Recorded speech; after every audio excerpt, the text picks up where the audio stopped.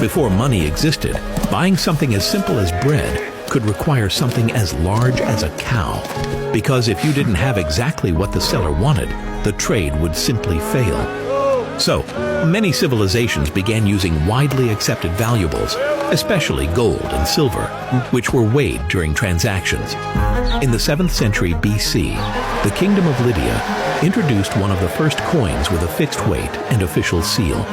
Empires like ancient Rome quickly adopted them because coins made taxes, armies, and trade easier to manage. But coins had one major drawback: they were heavy to carry.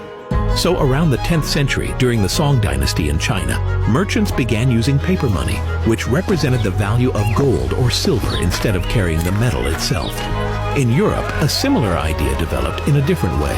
Merchants often stored their gold with goldsmiths, who gave written receipts. Because anyone holding the receipt could claim the gold, these papers slowly began circulating in trade. Soon, goldsmiths noticed that most people never withdrew all their gold at once, so they began lending part of it and charging interest. From this practice, the first banks developed. The paper represented real gold stored in vaults, a system later called the gold standard. In other words, money was essentially a claim to something real.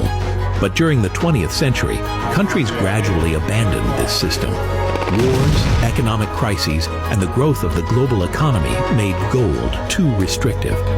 The final break came in 1971, when the United States ended the link between the dollar and gold. Since then, most of the world has used fiat money, money that is not backed by physical gold. Its value exists because governments and societies agree that it does.